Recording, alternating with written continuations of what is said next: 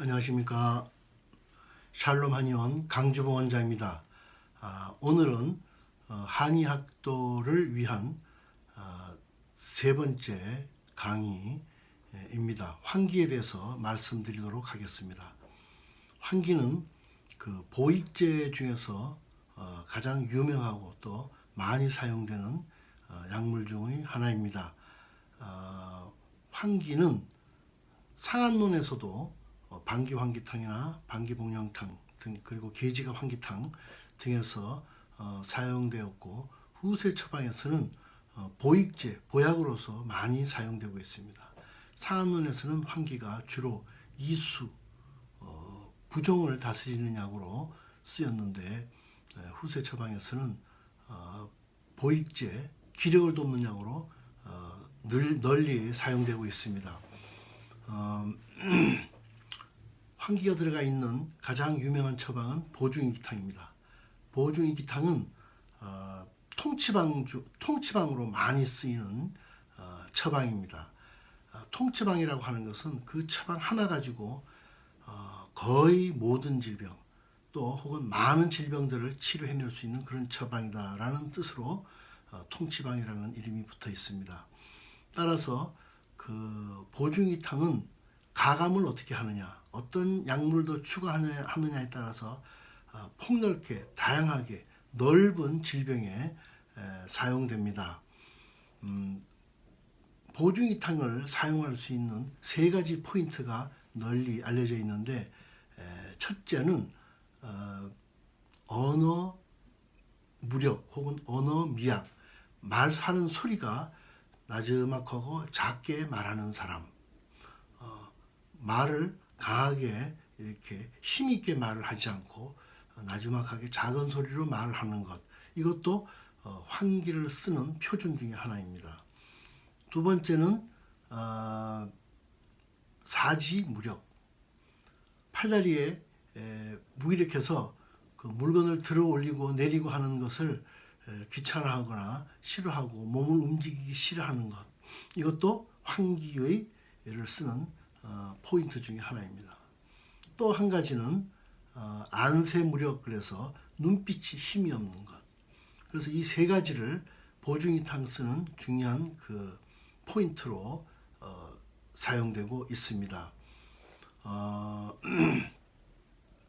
보중이탕은 이 그 환기, 인삼, 당기, 백출, 감초, 승마, 시오 때에 따라서 생강대조를 넣기도 하고 혹은 또 쓰지 않기도 하고 그렇게 씁니다. 생강대조가 들어가는 것은 중초를 돕는 것이고, 생강대조가 안 들어가는 것은 중초에 대해서는 큰 문제가 없다, 영양 상태에는 별로 문제가 없다, 이러한 것으로 볼 수 있습니다. 식욕이 부족하면 식욕을 도우는 산사, 신국 이런 것을 넣어서 쓰고, 또 이 위통이나 혹은 위염이 있을 경우에는 보중이탕에다가 천련자 혹은 향부자 같은 이기지통제를 추가해서 넣어서 쓰기도 하고, 또 잠이 잘 안 온다 할 경우에는 거기다가 산조인을 넣어서 쓰기도 하고, 또 두통이 있을 경우에는 보중이탕에다가 시호, 천마 혹은 세신 이런 것을 넣기도 하고, 비염이 있을 경우에는 바나, 신이, 세신 이런 것을 추가하기도 하고, 또 피부염이 있을 경우에는 보중이탕에 금우나 연교, 기타 이런 다양한 약물들을 넣어서 광범위하게 사용하고 있습니다. 환기가 들어가 있는 이 처방은 보중이탕뿐만 아니라 귀비탕이나 바나베리 천마탕, 청심연자음에 이르기까지 그 환기를 어느 만큼 써야지 효과적인 것을 파악을 해서 써줘야지만 이 처방이 상당히 좋은 효과를 나타낼 수 있는데, 환기를 어느 정도 써야 하는 그 표준을 써야 하는가는 어디서 체크를 할 수 있냐면 촌맥에서 봅니다. 촌맥이 깊이 함몰되어 있으면 환기를 다량으로 24g 혹은 30g, 40g 혹은 80g까지도 1회 사용합니다. 그리고 촌맥이 함몰이 좀 덜 됐으면 20g 혹은 16g 혹은 이렇게 사용을 합니다. 또 환기가 촌맥이 함몰되어 있지 않다 하더라도 촌맥이 박동이 느껴지지 않는다 하면 이것도 20g 전후로 해서 환기를 사용합니다. 이 환기를 다량으로 사용하는 처방이 승함탕이라고 있습니다. 승함탕이라고 하는 것은 그 장석순 선생께서 소개한 그 충중참서록에 소개한 처방으로서 대기하함에 사용되는 것으로 알려져 있습니다.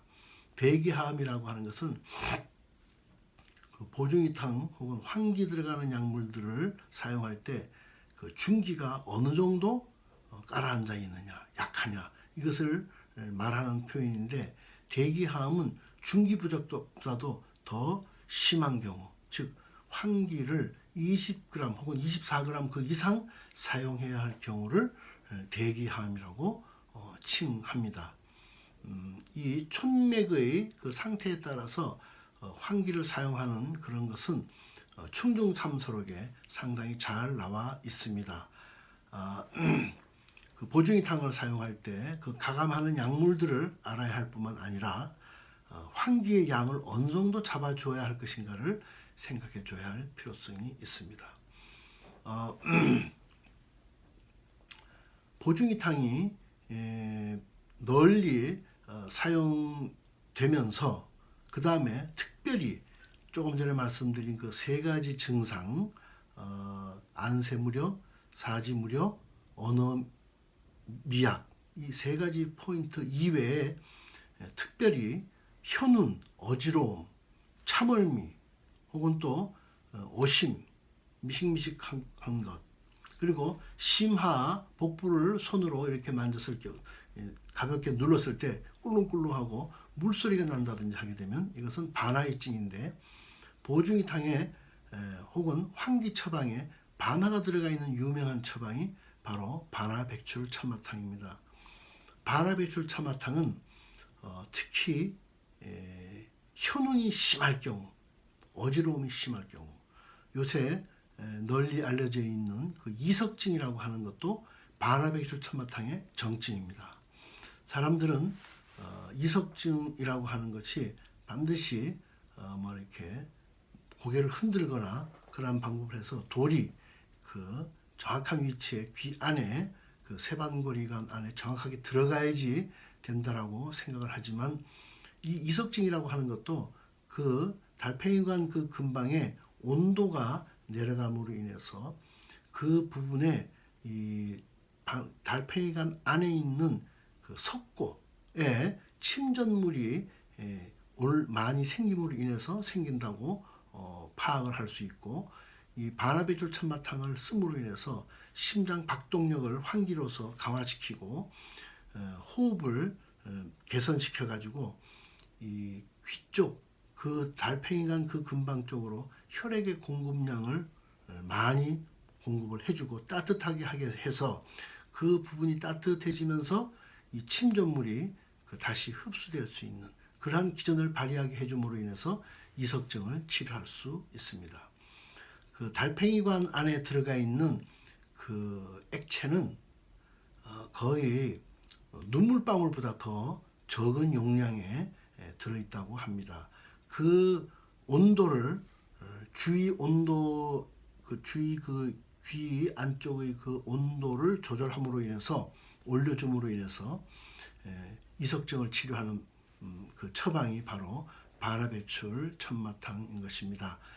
반하백출 참마탕은 현운, 오심, 또 그 맥으로 손으로 심하부, 위장부를 짚어서 출렁출렁 물소리가 나는 것 이것을 그 사용하는 그 포인트로 잡을 수 있는데 특별히 참을미를 잘하는 사람으로서 물소리가 나고 혀가 수변하고 혹은 혀에 백태가 있으면서 혀가 수변한 사람은 반하백출 참마탕으로 치료가 됩니다.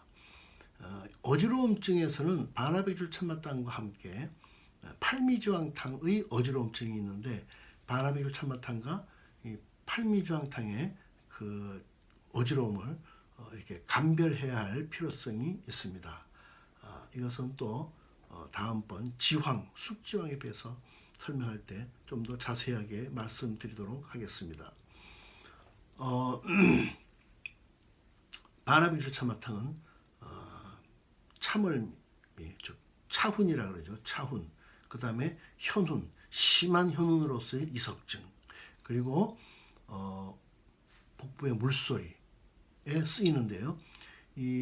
그 이석증으로서 심하게 머리가 어지럽고 앉았다가 일어나기 힘들 정도, 이 정도가 될 때는 촌맥을 파악해서 환기가 보통 최하 24g, 30g, 좀 많이 쓰면 40g, 좀 더 많이 쓰면 60g, 더 많이 쓰면 80g도 써야 하는 경우가 많이 있습니다. 80g을 써서 하루에 2번 먹으면 하루 160g 복용하는 것입니다. 촌맥을 잡아내면서 160g까지 혹은 20g, 20g, 40g까지 혹은 12 혹은 16g을 1회에 사용하면서 용량을 정확하게 잡아서 어지러움, 이석증을 정확하게 잡아서 치료할 수 있는 그러한 그 기법을 터득해야 할 필요성이 있겠습니다. 다음으로 환기가 들어가 있는 유명한 처방으로서는 귀비탕이 있습니다. 귀비탕은 널리 알려진 대로 불면증에 널리 사용하는 처방입니다. 불면증, 공황장애의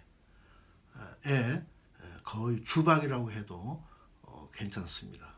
이것도 역시 환기양을 보통 공황장애 혹은 불면증으로서 그 수면제를 먹지 않으면 잠을 잘 수 없다라고 할 경우에는 거의 한 95% 이상 환기를 1회 40g까지 써줘야지 잠을 잘 수 있습니다.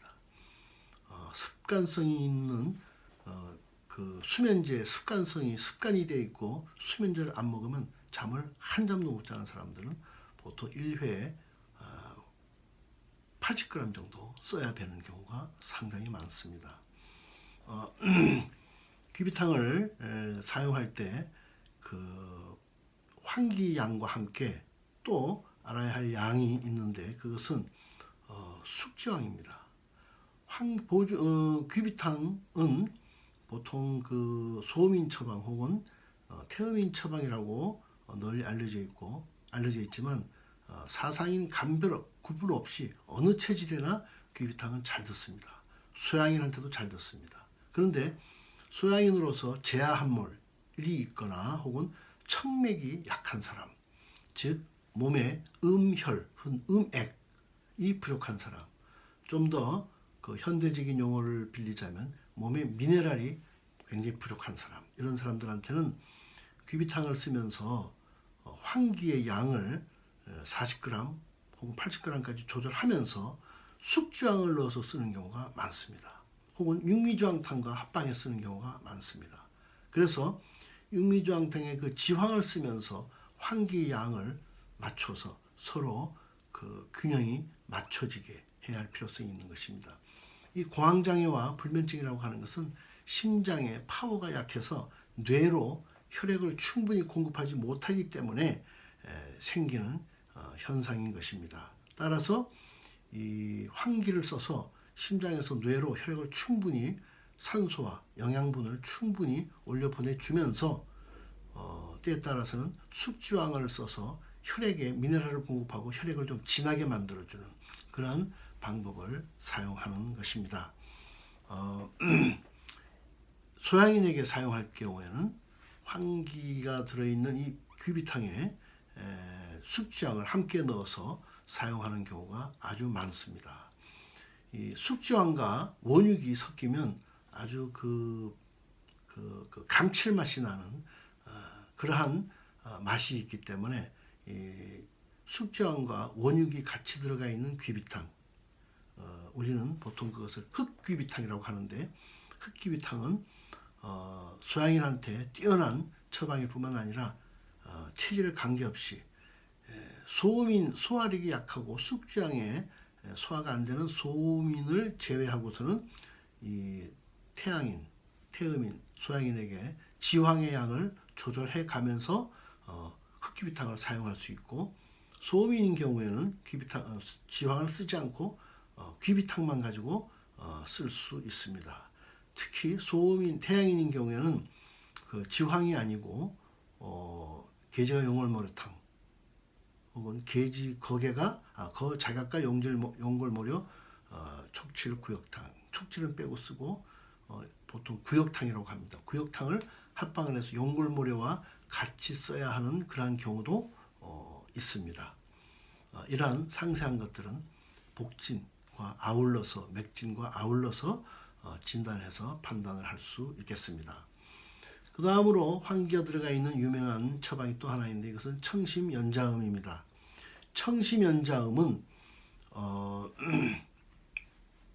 환기가 들어있으면서 맹문동과 연자액이 들어있는 처방인데, 이것은 흔히 상열하한 혹은 상실하허 해서 라고 표현을 하고, 한의학적인 또 다른 용어로서는 기음 부족에 사용하고 있습니다.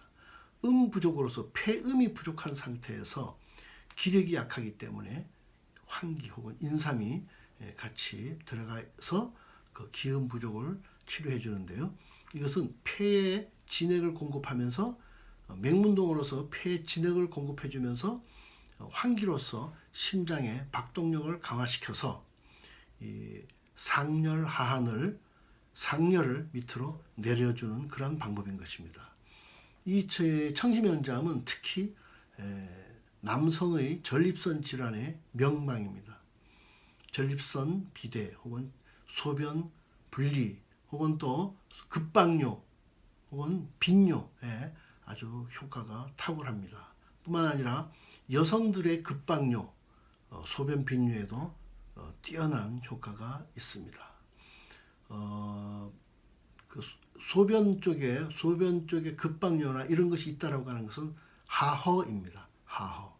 그리고 그 혀가 붉다든지 얼굴이 좀 붉어진다든지 하는 그런 경향이 있는 이것은 상실 혹은 상열입니다. 그래서 소변 분리와 함께 얼굴이 좀 붉거나 혀가 다소 붉은 경향이 있을 경우에 이 청심연자음을 쓸 수 있습니다.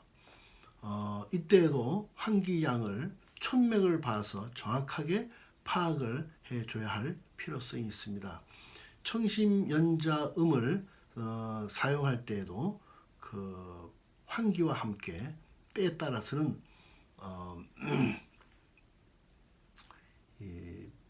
그 팔미주황탕 혹은 또 천황보심단 이런 다른 그리고 생맥산과 같은 자윤제를 같이 써야 할 경우가 있는데, 이것은 맹문동을 보강시켜주는 그러한 방법이고, 그 흉부에서 그 폐에 진액이 부족하고 즉 폐음이 부족한 그 상태를 맹문동 가지고서 부족할 경우에는 지황 혹은 또 그러한 악교, 그래서 자감초탕의 의미 혹은 황련악교탕의 의미가 추가됨으로 인해서 맹문동탕을 다양하게 또 사용할 수 있는 그러한 방법이 있는 것입니다. 환기가 들어가 있는 처방이 그 상암론 처방에도 계제가 환기탕 또 그리고 방기 환기탕, 방기 복용탕 등이 있습니다만은, 오늘은 후세 처방에서 사용되는 그 익기제로서의 그 환기를 살펴보았습니다. 그 상한론에 있는 환기 처방은 또 다음 기회에 말씀드리도록 하겠습니다.